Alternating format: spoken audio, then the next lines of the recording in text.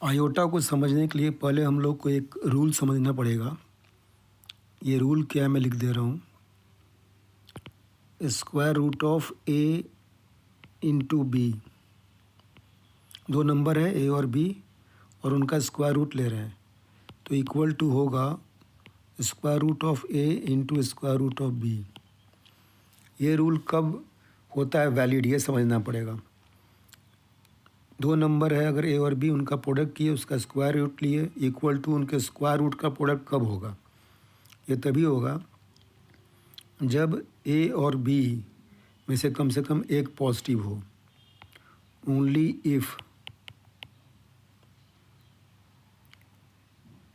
If when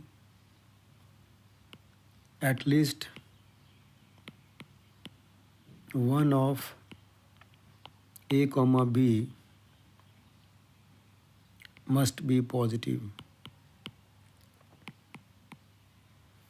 मतलब A और B दोनों कम से कम एक पॉजिटिव होगा, तभी आप ऐसा लिख सकते हैं। फॉर एग्जांपल,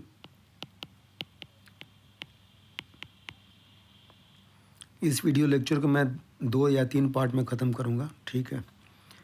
तो एग्जांपल में आप समझ लो ऐसे कि मान लो कि 2 इंटू 3 है, ठीक है? यहाँ पर दो नंबर लिया गया, 2 और 3 दोनों पॉजिटिव है, तो इसको आप लिख सकते हो √2 इंटू √3, कोई दिक्कत नहीं है। फिर दूसरे एग्जांपल में 2 को मैंने पॉजिटिव लिया और दूसरा नंबर लिया -3, तो इनको मैं लिख सकता हूँ √2 इंटू √3।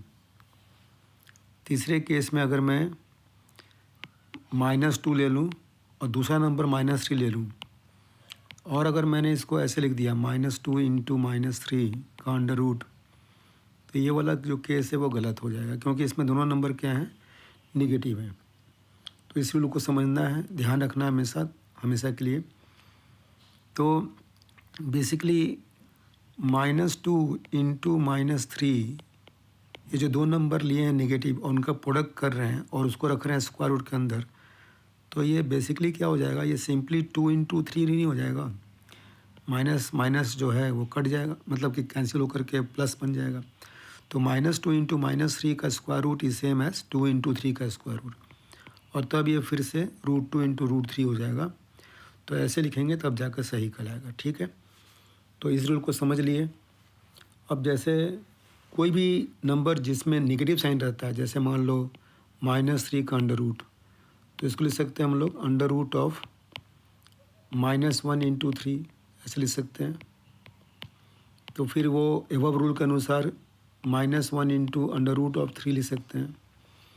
तो कोई भी जब तुम लेते हो नेगेटिव नंबर और उसको रखते हो स्क्वायर रूट के अंदर, तो उसका एक फैक्टर हमेशा क्या आ जाएगा, अंडर रूट ऑफ -1। वही दिखा रहे हैं 1-2 एग्जाम्पल लेकर के, देख सकते हो कि अंडर रूट ऑफ -5 का एक फैक्टर क्या आ गया, under root of -1। Under root of -3 का एक फैक्टर क्या आ गया, अंडर रूट ऑफ -1। तो कुछ भी लोगे तुम, नेगेटिव नंबर लोगे जब भी, है ना, तो हमेशा क्या होगा, उसका एक फैक्टर आ जाएगा अंडर रूट ऑफ -1।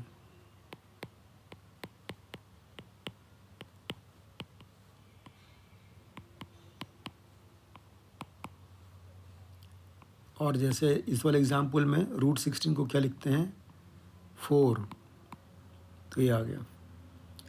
तो देखा गया कि जब भी हम कोई नेगेटिव नंबर को लेते हैं स्क्वायर रूट के अंदर, तो उसका एक फैक्टर हमेशा आएगा अंडर रूट ऑफ -1।